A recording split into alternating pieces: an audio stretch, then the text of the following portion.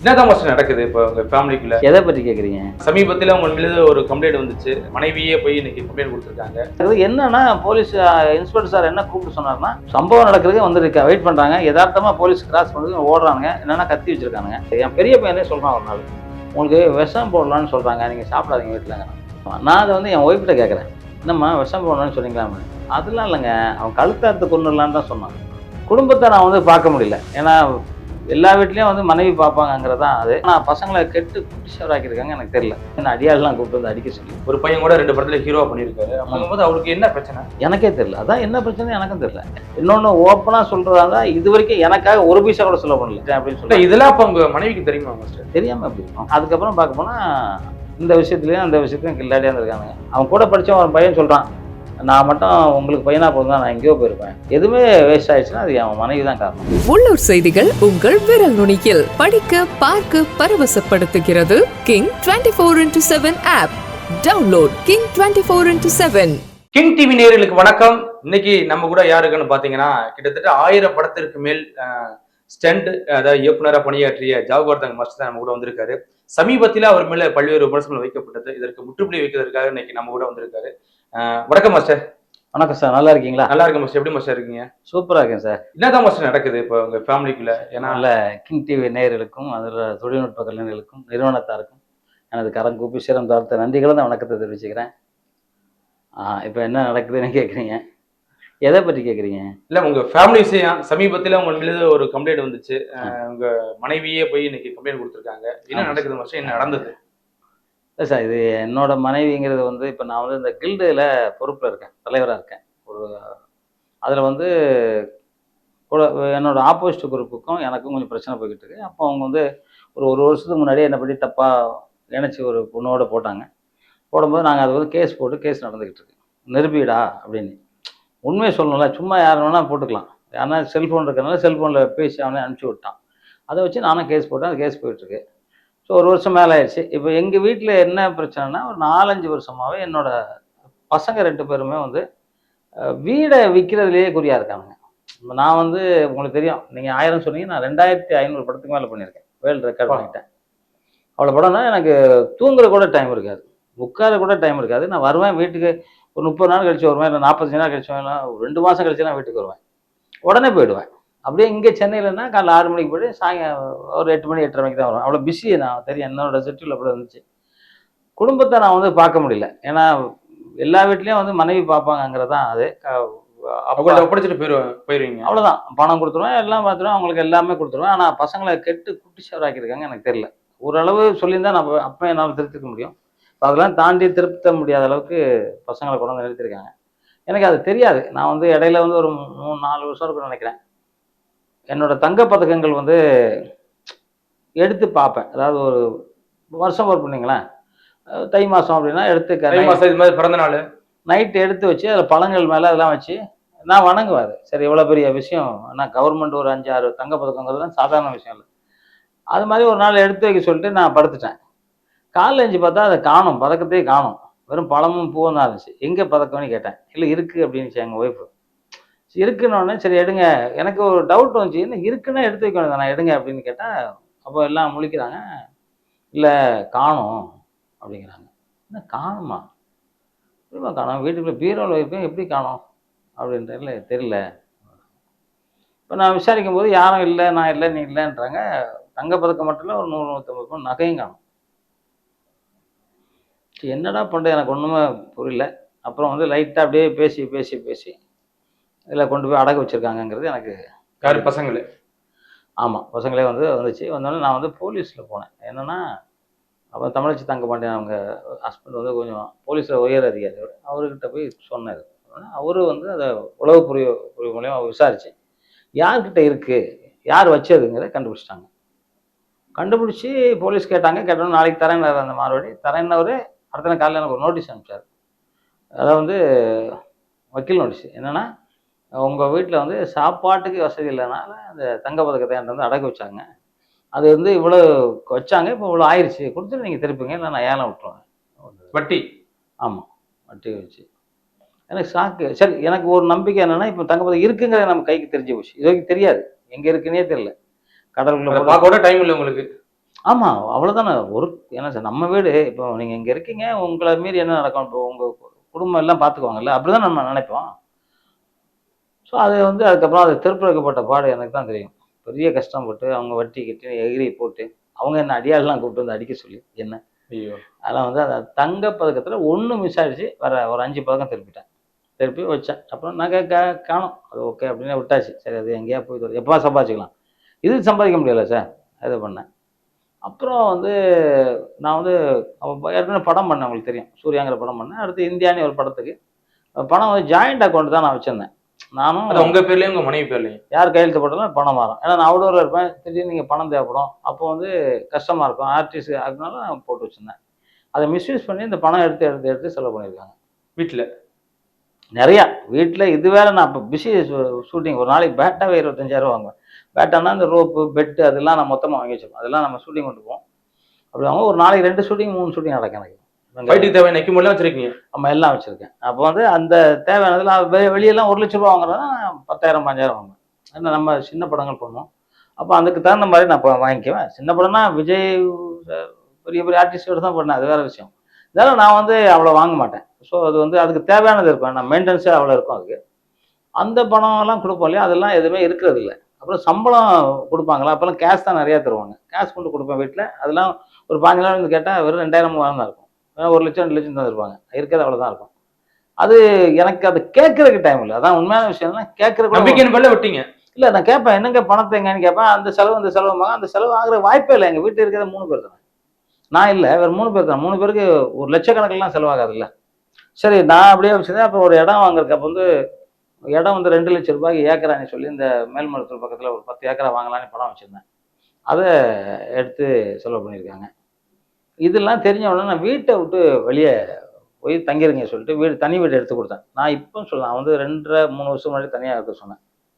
தனியாக போனாங்க. அங்கேயும் கட்டு குட்டிச்சோராகி ரூம் எல்லாம் சரியாக பார்க்காம அந்தம்மா வாடகை கொடுத்தா. ஐயோ நான் ஜாகுவார் தாங்க பையனை கொடுத்தேன். என்னங்க இப்படி இருக்கு, உடனே காலி பண்ணுங்க. வீடு ஒரு 1 1/2 வருஷம் இருந்தாங்க. வாடகை நான் தான் கொடுத்தேன். சாப்பாடு செலவு எல்லாமே நான் தான் கொடுத்துக்கிட்டு இருந்தேன். என்ன அவங்க மச்சான், இப்ப நீங்க 2 பசங்களையும் நல்லா படிக்க வச்சு இன்னைக்கு பெரிய ஆள் ஆகிருக்கீங்க.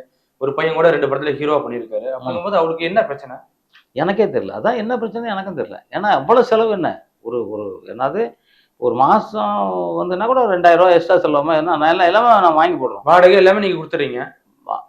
வாடகைல எங்கள் வீட்டில் இருக்க வாடகை அவங்க தான் வாங்குறாங்க. வீட்டில் ஒரு கொஞ்சம் வாடகை வரும். அந்த வாடகை அவங்க தான் வாங்கிக்கிறாங்க. நான் வாங்குறதில்ல. நான் ஷூட்டிங் போனால் அந்த பணமும் வீட்டில் தான் கொடுப்பேன். நான் இன்னொன்று ஓப்பனாக சொல்கிறதா இருந்தால் இது வரைக்கும் எனக்காக ஒரு பைசா கூட செலவு பண்ணல.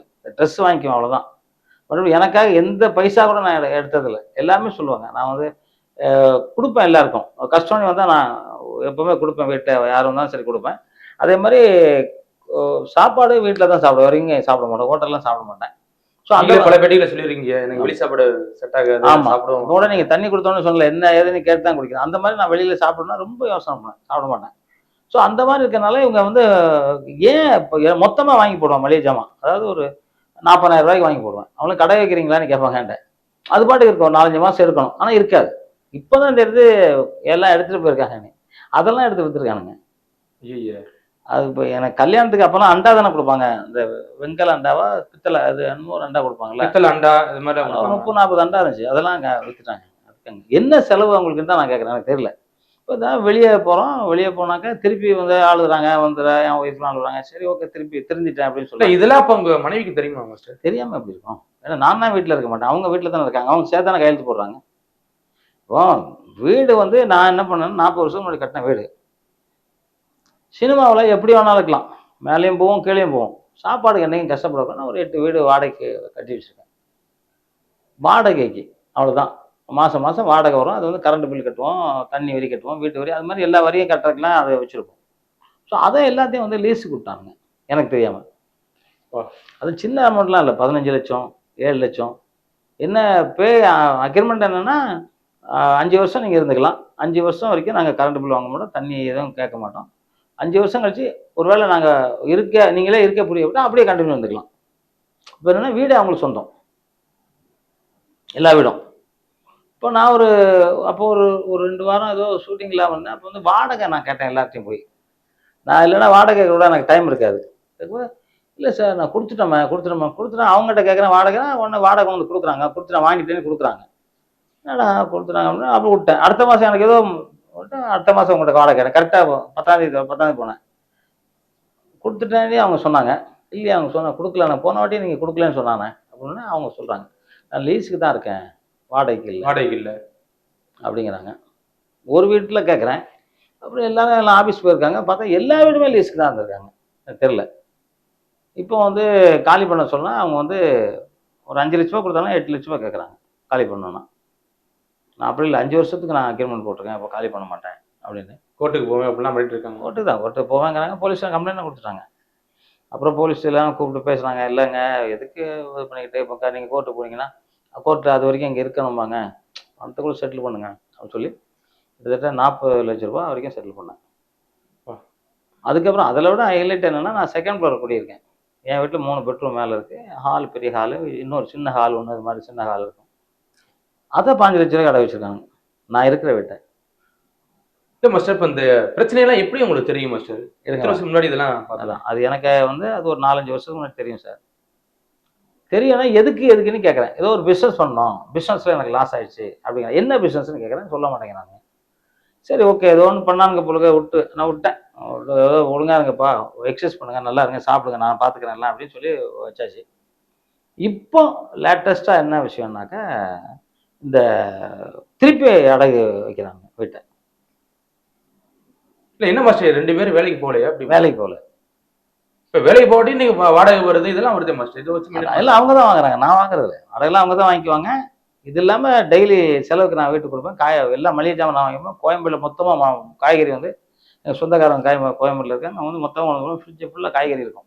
ஒரு பிரச்சனையும் பஞ்சம் கிடையாது. வேலைக்கு 3 நாள் எல்லாமே நான் ஷூட்டிங் போகிறேன், நான் பார்த்துக்குவேன் எல்லாரையும். ஆனால் இவங்க என்ன செலவு பண்ணுறாங்க ஏன்னே தெரியல. அதுக்கப்புறம் பார்க்க போனால் இந்த விஷயத்துலையும் அந்த விஷயத்துலையும் கில்லாடியாக இருந்திருக்கானுங்க. பணத்தை அள்ளி அரைச்சிருக்கானுங்க. ஏன்னா செக்யூரிட்டி போர்ஸ் வச்சு கொடுத்தேன். அது நான் பார்த்துக்கிட்டு இருக்கும்போது 1,4 லட்ச ரூபா வருமானம் மட்டும் வச்சுருக்கேன் மாதம். ஜிம் வச்சேன், ஒரு நாளைக்கு ஒரு மாதம் 2 லட்ச ரூபா வச்சு ஜிம்மு. தேட்டர் வச்சேன். தேட்டர் ஓப்பன் பண்ணும்போது டெய்லி 3 படம் பார்த்தாங்க. 3 படம்னா 3 ரூபா தான் வாங்கினேன். 9,000 ரூபா டெய்லி வருமானம். எல்லாம் அவங்க தான் வச்சுக்குவாங்க, நான் கேட்டதே இல்லை. எல்லாத்தையுமே நாசம் பண்ணிட்டாங்க. இப்போ நீங்கள் பார்த்தீங்கன்னா, இப்போ ஒரு பேட்டியில் போய் உள்ளே போய் பார்த்தாங்க தேட்டர் என்ன மாதிரி லட்சணத்தில் இருக்குன்னு காமிச்சேன். எல்லா விஷயமும் அப்படி ஆயிடுச்சு. எந்த இடத்துல இருக்கு மாஸ்டர் தேட்டர்? எந்த இடத்துல இருக்கு? நான் எங்கள் வீட்டில் கீழே ஃப்ளோர் ஃபுல்லாக தேட்டர் தான் வச்சுருக்கேன். ஒரு 40 பேர் உட்காந்து படம் பார்க்கலாம். நான் சும்மா மெம்பரு 3,000 ரூபா வாங்கிக்குவேன். ஒரு 20-30 பேர் வந்து உட்காந்து ஷோனா போட்டு பார்த்துக்கலாம். ஆமாம் பார்த்துக்கலாம். நம்ம அதுக்காக சும்மா பண்ணேன். அது சரி, பசங்களுக்கு ஒரு வருமானம் வருவேன் அப்படின்னு சொல்லி அவங்க கையில் தான் கொடுத்தேன். ஆனால் அதையும் அவங்கள சரியாக பார்க்கல. ஏன்னா அது அவங்களுக்கு அதோட இதே தெரியல. இப்போ அவன் கூட படித்த ஒரு பையன் சொல்கிறான், நான் மட்டும் உங்களுக்கு பையனாக போதும் தான் நான் எங்கேயோ போயிருப்பேன். இதெல்லாம் வச்சு கொடுத்தீங்க, இதெல்லாம் பண்ணீங்கலாம், ஹீரோவை நடிக்க வச்சிங்க, 2 கோடி ரூபா செலவு ஹீரோவை நடிக்க வச்சிங்க. அவன் அதெல்லாம் பொறுத்துக்கவே அவனுங்க வந்து அதை கண்டுக்கவே இல்லை. அதோட மதிப்பு என்னன்னே தெரில அப்படிங்கிறாங்க. நான் அப்போ என்ன சொல்ல, இப்போ வந்து இடையில நான் தனியாக போங்கிறேன், பசங்களாம் தனியாக போகலாம். அதுக்கு இடையில வந்து என்னை கொலை பண்ணுறதுக்கு ஒரு வாட்டி முயற்சி நடந்துச்சு வெளியில இருந்து. அது வந்து போலீஸ் எம்ஜிஆர் பசங்களே அவங்களான்னு எனக்கு தெரியாது. ஏன்னா அந்த ஏதோ ஒரு சம்பவம் நடக்குது. என்னன்னா போலீஸ் இன்ஸ்பெக்டர் சார் என்ன கூப்பிட்டு சொன்னார்னா, சம்பவம் நடக்கிறதுக்கு வந்து வெயிட் பண்ணுறாங்க. யதார்த்தமாக போலீஸ் கிராஸ் பண்ணுறதுக்கு ஓடுறாங்க. என்னென்னா கத்தி வச்சுருக்கானுங்க. உங்கள் வீட்டில் மட்டும் தான் சிசிடிவி ஃபுட்டேஜ் இருக்குது. சிசிடிவி ஃபுட்டேஜ் பார்த்தா கரெக்டாக ½ ஹவர் முன்னாடி ஆஃப் பண்ணியிருக்காங்க. அப்போ என்ன அர்த்தம், அது நீங்கள் செக் பண்ணுங்கள் அப்படின்னாரு. நான்லாம் அதை நம்பலை. அப்படிலாம் யாருமே இருக்குமா, அதெல்லாம் இருக்காது சார் அப்படின்னு விட்டேன். குறிக்கோள் என்னென்னா, மேலே வீடை அடகு வைக்கும்போது அந்த அம்மா கேட்டிருக்காங்க, இது ஜாகவர் தங்கம் வீடாச்சு, அவர் குடியிருக்காரு, அவர் எப்படி கொடுக்குறாருன்னா, அவர் மென்டல் ஹாஸ்பிட்டல் இருக்காரு. வா 2500 படத்துக்கு மேலே ஸ்டன் மாஸ்டர் ஒர்க் பண்ணிட்டு. ஆமாம், அவங்க என்னன்னா இப்படி காலைல போயிருக்கும்போது டிவியில் நான் ஏதோ பேசியிருந்தோன்னே அந்த அம்மாவுக்கு, ஆகா இவர் என்ன மென்டல், நாங்கள் நல்லா பேசுகிறாரு, பாரு என்னைக்கு நேற்று தான் கொடுத்துருக்காரு அப்படின்னா, உடனே அந்த அம்மா என்னை வீட்டுக்கு வந்து பார்க்குது. காலையில் ஒரு 7 மணிக்கெலாம் வந்துட்டாங்க. நான் யோகா பண்ணிகிட்டு இருக்க மொட்டை மாடல வந்து, சார் வணக்கம் சார், வணக்கம் சொல்லுங்கம்மா, தப்பாக நினச்சிக்கேன் சார், நீங்கள் மென்டல்னு சொல்லி என்கிட்ட வந்து அட்வான்ஸ் வாங்கிட்டாங்க மேலே வீட்டுக்கு. எனக்கு கடுப்பாயிடுச்சு. மென்டல் எவன் சொன்னான்னா, மாதிரி என் ஒய்ஃபோட தம்பி சொன்னார் அப்படின்னா. அவனை அங்கேருந்தே ஃபோன் பண்ணுறேன், ஸ்பீக்கரில் தான் போடுறேன். அவன் சொல்கிறான், அந்த அம்மாவை திட்டுறான். அவள் சொல்கிறா, நான் உங்கள் மச்சாங்க, நான் சொல்கிறேன் அவன் சொல்கிற நம்புறீங்களா அப்படின்னா.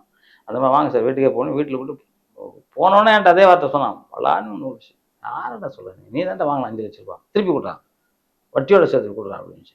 ஏன்னா பணத்தை வாங்கி அவங்க செலவு பண்ணிட்டாங்க. நான் இருக்கதே அந்த வீடு அதே கொடுத்துருக்கானுங்க பாருங்க. அதுக்கப்புறம் அந்த அம்மா வந்து அப்படியே விட்டு அது வந்து பெரியதாகி அதை நான் தான் செல் பண்ணேன். இதெல்லாம் முடிச்சிட்டு இன்னொருத்தங்கிட்ட வந்து ஒரு கீழே இப்போ தேட்டர் வச்சுருக்கேன்ல, ஆமா அந்த தேட்டரை லீஸ் கொடுத்துருக்கானுங்க. இன்னும் நான் தேட்டர்லாம் இருக்கேன் அப்படின்னா, இல்லை இல்லை அதெல்லாம் நாங்கள் எடுத்துடுறோம். நீங்கள் அவன்கிட்ட ஒரு பையன்ட்ட வாங்கி அது ஏதோ ஒரு பையன் வெளியூர் பையன் விடுதலை சிறுத்தை கட்சியில் உள்ள பையன் போயிருக்கு. 1 வருஷம் 1.5 வருஷம் போராடிருக்கான் காசு கேட்டு. இல்லைன்னொன்னே ஆள் செட் பண்ணிட்டான். அப்போ தான் எனக்கு தெரியுது. செட் பண்ணி வீட்டுக்கு வராங்க. வீட்டுக்கு வரும்போது நான் காரில் ஏற போகிறேன். என்கிட்ட வந்து பேசுகிறாங்க. நாங்கள் இது மாதிரி இந்த கட்சியில் இருக்கோம். விசிட்டிங் கார்டு கொடுக்குறாங்க. சொல்லுங்கள் சார், என்ன சார் நமக்கு அண்ணன் அவர் சொல்லுங்கள் அப்படிங்கிறேன். இல்லை இது மாதிரி பிரச்சனை, பணம் வாங்கிட்டு கொடுக்கல, வட்டிலாம் சேர்த்து ஒரு 20 லட்ச ரூபா கொடுக்கணும் அப்படின்னு. 20 லட்சமா? என்ன சார் சொல்கிறீங்க? ஆமாம் சார், வட்டி இவ்வளோ இருக்குது. பாவம் அவன் வாங்கி வட்டி கட்டிக்கிட்டு இருக்கான். நாங்கள் வட்டிலாம் கட்டியிருக்கான் பாருங்கள். வீடு கொடுத்தா அவனுக்கு பரவாயில்ல, வீடு கொடுக்கல அதனால வட்டி கொடுக்கணும் சார். நான் இல்லைங்க, வீடு நான் தான் ஓனரு, என்கிட்ட தான் கேட்கணும், நீங்கள் யார்ட்டையும் கேட்க முடியாது. இல்லை சார் உங்களால் இது பண்ண முடியல அப்படின்னு சொன்னாங்க. அது ஒரு 3 மாதமாக எனக்கு அவங்களுக்கு தகராறு. அதாவது அவங்க என்ன அடிக்கணும் அப்படின்ற அளவுக்கு ஆயிடுச்சு. நான் அவங்கள அடிக்கணும், அவங்க என்ன அடிக்கணும், அந்த மாதிரி ஒரு பிரச்சனை ஆகி இல்லை மதிப்புக்குரிய திருமாவளவன் அண்ணன் தான் தலையிட்டு அந்த பிரச்சனை சால்வ் பண்ணுது. அவர்கிட்டே போயிட்டீங்க அந்த பஞ்சாயத்து? ஆமாம், நான் தான் கொண்டு போனேன். ஏன்னா இவங்க 20 லட்ச ரூபாய்க்கு மேலே கேட்குறாங்க. நான் தரமாட்டேங்கிறேன். தரவுடனே பசங்களை தூக்கிடுவோங்கிறாங்க. போலீஸில் நீங்கள் வேணால் சொல்லிக்கங்கிறாங்க. போலீஸ்லேயும் சொன்னோம். போலீஸ் சொன்னால் பணம் வாங்கினா கொடுத்துருங்க, அதானே நியாயமாக சொல்லுவாங்க. யாரும் பணம் வாங்கினா கொடுத்துருங்க, நம்ம அவங்க ஒன்றும் நம்மகிட்ட சும்மா ரோட்டில் போகிறவங்க வம்பளுக்கு இல்லையா, பணம் இவங்க வாங்கியிருக்காங்க கொடுக்கணும், அவ்வளோதான். இல்லைன்னா உங்கள் பசங்களை அரெஸ்ட் பண்ணுவோம் அப்படிங்கிறாங்க. சரி, இது வெளியே தெரிய மாட்டான்ட்டு அந்த பணத்தையும் செட்டில் பண்ணி எழுதி வாங்கியிருக்கேன். ஒரு 13 லட்சமோ 15 லட்சமோ கொடுத்தேன். இது மாதிரி ஒரு 50-60 லட்ச ரூபா, நகை ஒரு 40 லட்ச ரூபா, கல்யாணத்துக்கு ஒரு கோடி, படத்துக்கு 2 கோடி, எப்படியோ மேலே வரணும் அப்படிங்கிறக்காக பசங்க மேலே வந்துடுவாங்க, நல்லா கொண்டு வந்துடணும் அப்படின்ட்டு எவ்வளோ நான் ட்ரை பண்ணேன். எனக்கு தெரிஞ்ச சண்டைக்கெல்லாம் கற்றுக் கொடுத்தேன், எல்லாமே பண்ணேன். எதுவுமே வேஸ்ட் ஆயிடுச்சுன்னா அது என் மனைவி தான் காரணம். ஏன்னா ஒரு சின்ன தப்பு பண்ணும்போது அதை சொல்லியிருந்தா நம்ம அதை திருத்திருப்போம். தப்பை மேலும் மேலும் மறைச்சி அவனுங்க யாரும் நம்மளை கேட்க முடியாது. ஏன்னா நான் வீட்டில் இல்லை. இப்போ வாத்தியார் ஸ்கூலில் இருந்தால் தான் வாத்தியார் பயப்படுவாங்க. வாத்தியாரெல்லாம் உள்ள அடிச்சுக்கிட்டு கிடப்பாங்களா, அந்த மாதிரி தான் என் ஒய்ஃப் எல்லாம் அடிப்பானுங்களாம். அது வந்து எனக்கு நேற்று தான் ஒரு அம்மா என்கிட்ட சொல்கிறாங்க, அண்ணன் போங்கண்ணே நீங்கள் ஊர் போனால் அடிப்பானுங்கண்ணே. அது என்னம்மா சொல்கிறீங்க? ஆமாண்ணே அடிப்பானுங்கண்ணே, நான் நேர்லேயே பார்த்துருக்கேன் அடிப்பானுங்க, எங்கே வேணாலும் சொல்கிறேன், நான் கோர்ட்டில் வேணாலும். பயத்தில் இது சொல்லாமல் இருந்துட்டாங்களா இல்லை எப்படி? சரி, எதாக தான் சொல்லணும்ல. இப்போ என்னென்னா அவனோட வாழ்க்கை போச்சு. அவனுங்க இனிமேல் 40 வயசுக்கு மேலே எங்கே வேலை செய்ய போகிறாங்கன்னு தெரியல. ஏன்னா படித்ததெல்லாம் வேஸ்ட்டு. லயலாவில் படிக்க வச்சேன், அதெல்லாம் வேஸ்ட்டு. வேலைக்கே போகல இது வரைக்கும், வயசு 40 ஆகுது. பிஸ்னஸ் வச்சு கொடுத்தீங்க, அதுவும் காலி. எல்லாமே காலி. எல்லாம் பணம் போட்டுக்கிட்டே இருக்கோம், காலி. இப்பவும் கேட்குறாங்க, இன்னும் ஒரு 50 லட்ச ரூபா கொடுத்தீங்கன்னா நாங்கள் தனியாக போய் பிஸ்னஸ் பண்ணுறோம், எல்லாம் வீடை பாதியை கொடுங்கங்கிறாங்க. இப்போ அந்த மாதிரி பிரச்சனை போய்கிட்டே இருக்கு சார். எனக்கு வந்து என் பெரிய பையனே சொல்கிறான் ஒரு நாள், உங்களுக்கு விஷம் போடலான்னு சொல்கிறாங்க, நீங்கள் சாப்பிடாதீங்க வீட்டிலங்கிறான். சாப்பாட்டில் எப்படி மனசு வருது இது மாதிரி வீட்டில்? ஆமாம், நான் அதை வந்து என் ஒய்ஃப்கிட்ட கேட்குறேன், என்னம்மா விஷம் போடணும்னு சொன்னீங்களாம்னு. அதெல்லாம் இல்லைங்க, அவன் கழுத்தை அறுத்து கொண்டுடலான்னு தான் சொன்னான். இது வந்து என் தாய் மேலே சத்தியமாக, என் தொழில் மேலே சத்தியமாக என் ஒய்ஃப் சொல்லுது இந்த வார்த்தை. இப்போ நான் கேட்குறேன், கழுத்தை அறுத்து கொள்ளலான்னு சொன்னால நீ சொல்லணும்ல என்கிட்ட, அவன் புருஷன் தானே, நான் சொல்லணும்ல, ஏன் சொல்லலைங்கிறேன். இல்லை அவன் அப்படிங்கிறான். நீங்கள் சொன்ன மாதிரி மிரட்டுறவங்களா என்ன தெரியாது. ஆனால் சொன்ன உடனே எனக்கு சரி இனிமேல் வீட்டில் சாப்பிடக்கூடாது முடிவு பண்ணி நான் ஒரு 1.5 வருஷம் இருக்கும் நான் வீட்டில் சாப்பிட்றதில்லை. ஆனால் வீட்டில் இருக்கு இதை தங்கியிருக்கேன். ஏன்னா என் ரூமு தண்ணி ரூமு எல்லாருக்கும் தனித்தனி ரூம் இருக்குல்ல, நான் தங்குறேன். அப்போ வந்து தண்ணியெல்லாம் கொடுக்குறாங்க. சில நேரத்தில் தண்ணி குடிக்க ஆரம்பித்தேன். எனக்கு தண்ணியில் ஏதோ நான் ஒரு நாள் தண்ணியை பாட்டில் தண்ணி வாங்கி வச்சுட்டு பாத்ரூம் போகிறேன், யாரும் வந்து பாட்டில் எடுத்துகிட்டு போகிறாங்க. என்னடா எடுக்கிறாங்கன்னா உடனே வேகமாக வந்து பார்க்குறேன், வேறு தண்ணி கொண்டு வைக்கிறாங்க அங்கே. என்னன்னு கேட்டேன். இல்லை அது வந்து இது வந்து சுட வச்சோம் அப்படிங்கிறாங்க. நான் தான் உங்களுக்கு தண்ணிலாம் வேண்டான்னு இல்லைன்னா இப்போ ஏதோ எனக்கு டவுட்டாக இருக்குது ஏதோ. ஏன்னா இடையில என்னன்னா ஒரு 4 மாதம் முன்னாடி இந்த ஃபோட்டோ காமிக்கிற பாரு, 4-5 மாதம் முன்னாடி நான் மூஞ்செல்லாம் உருகிருச்சு, தொங்கி இது மாதிரி தோல்லாம் தொங்கி எலும்புலாம் தெரிஞ்சு இந்த கையெல்லாம் சுருங்கி இந்த இடம்லாம் சுருங்கி போச்சு எனக்கு 4 மாதம் முன்னாடி. ஏதோ ஒரு மருந்து எனக்கு கலந்துருந்துருக்காங்க அப்படின்னு நான் நம்புகிறேன். அதுக்கப்புறம் நான் வந்து யோகாசனமும் நான் வந்து சித்த மருத்துவத்தில் சில மருந்துகள் அந்த மாதிரி நமக்கு எதனா விஷம் கொடுத்துருந்தா ஸ்லோ பாய்சனில் எதனா கொடுத்ததா என்ன பண்ணுறதுங்கிறதுக்காக அந்த மருந்தெல்லாம் சாப்பிட்டு இப்போ நான் திருப்பி ரெக்கவர் ஆகியிருக்கேன். இன்னும் சரியாகணும்னா எனக்கு தெரியல, சரியாகலை, ஆனால் வந்து ஆகியிருக்கேன். ஸோ அந்த மாதிரி எனக்கு டவுட் இருந்துச்சு. அப்புறம் வந்து ஒரு பூஜை சிலைக்குள்ளே, சாமி சிலைக்குள்ளே வந்து ஒரு தகடு வச்சுருக்காங்க. தகடு என்கிட்ட ஃபோட்டோ இருக்குது பாருங்கள். செய்வனைக்கு வச்சிருக்காங்களா எப்படி? ஆமாம், அது வந்து வச்சுருக்காங்க. என்னென்னா அவங்களுக்கு வீடை வைக்கணும், அவ்வளோதான். நான் உயிரோட இருப்பேன், நான் சாவறேங்கிறதான் பிரச்சனை இல்லை. அவங்க வீடு வேணும், அவ்வளோதான். இப்போ கூட என்ன கேட்குறாங்க, எனக்கு வீடை பாதியை கொடுத்துட சொல்லுங்க தான் கேட்டிருக்காங்க. போலீஸில் தான் கொடுத்துருக்காங்க. வீடு வேணும் எனக்கு பாதி தான் கேட்டிருக்காங்க. அப்போது நான் உழைச்சது, நான் தர முடியாதுங்கிறேன். இப்போ வீடு எனக்கு அப்புறம் தான் அவங்களுக்கு தான் சொந்தம் இல்லையா? நான் வந்து ஆல்ரெடி இதை வந்து சொசைட்டியில் எழுதி வச்சுருக்கேன். சொசைட்டியில் வச்சுருக்கேன் என் வீடை. ஏன்னா இந்த மாதிரி பசங்க ரொம்ப இதாக இருக்கிறனால என்னோட வீடு சொத்து எல்லாமே நான் வந்து சொசைட்டியில் நான் வச்சுருக்கேன். இவங்க நினச்சா கூட வைக்க முடியும், அது வேறு விஷயம். ஆனால் இவங்களுக்கு என்னன்னா கீழே வீடை கொடுத்துருங்க, வீடை எனக்கு கொடுத்துருங்க, பாதி பிரித்து கொடுங்கன்னா இப்போ கம்ப்ளைண்ட்டே அதுதான். இப்போ நான் என்ன சொல்ல, நான் கொடுக்க முடியாது. எனக்கு 72 வயசு. நான் இந்த வயசில் வந்து திருப்பி வேலை செய்ய முடியாது. பசங்களுக்கு 40 வயசு. அவங்க தான் எனக்கு உழைச்சி சாப்பிடணும் போடணும் முடியும். அவங்களுக்கு நான் சாப்பாடு போட வேண்டிய அவசியம் கிடையாது அப்படின்னு கேட்குறேன். அப்போ உங்கள் ஒய்ஃபு அப்படிங்க, ஒய்ஃபு நான் சாப்பாடு போட தயாராக இருக்கேன். நான் ஒய்ஃப் என்ன சொல்கிறது, எனக்கு அவங்க இருந்தால் தான் நான் இருப்பேன், எல்லாம் இருக்க மாட்டேங்குது. அதுதான் பிரச்சனை. இப்போ உங்கள் மனைவியோட மனநிலை மாறினது என்ன மாஸ்டர்? பெண்ணை பற்றி சொல்கிறாங்க, அதுதானே நீங்கள் இன்டெரக்டாக கேட்குறீங்க. ஆமாம், அது காரணமே கிடையாது. கம்ப்ளைண்ட்டாக தான் இருக்குது. ஆமாம், 23 வயசு பெண்ணோட தொடர்பு. அது அல்லாண்டு வாழ்க்கையில் ஒரு டயலாக் ஒன்று வரும். லதா சொல்லுவாங்க, அது மாதிரி வந்து என்ன உணர்ச்சி இல்லாமலே இருக்கான், மேலே போய் படத்தை கூட தெரிய மாட்டேங்குது அவர் சொல்லுவாங்க. நான் இன்னைக்கு வரைக்கும் டீ சாப்பிட்டதில்ல, வெத்தலை பாக்கு போட்டதில்ல, தண்ணி அடிச்சதில்ல, சாராயம் குடிக்கலைங்கிறக்காக எத்தனை கம்பெனி நான் விட்டு ஓடி வந்திருக்கேன். கூப்பிட்டா எனக்கு அங்கங்கே ரூம் தருவாங்க, ஃப்ரீயாக தருவாங்க, காசு கூட தர வேண்டியதில்லை. நான் ஏன் சார் அது மாதிரி போனோம்? இப்போ என்ன தேவையில்லாமல் அந்த பொண்ணு வாழ்க்கையை கெடுத்தானுங்க. உண்மையான நிறுவி யாராக இருந்தாலும், நீயா இருந்தாலும் சரி, நானாக இருந்தாலும் சரி. உள்ளூர் செய்திகள் உங்கள் விரல் நுனியில். படிக்க பார்க்க பரவசப்படுத்துகிறது King 24x7 app. Download King 24x7.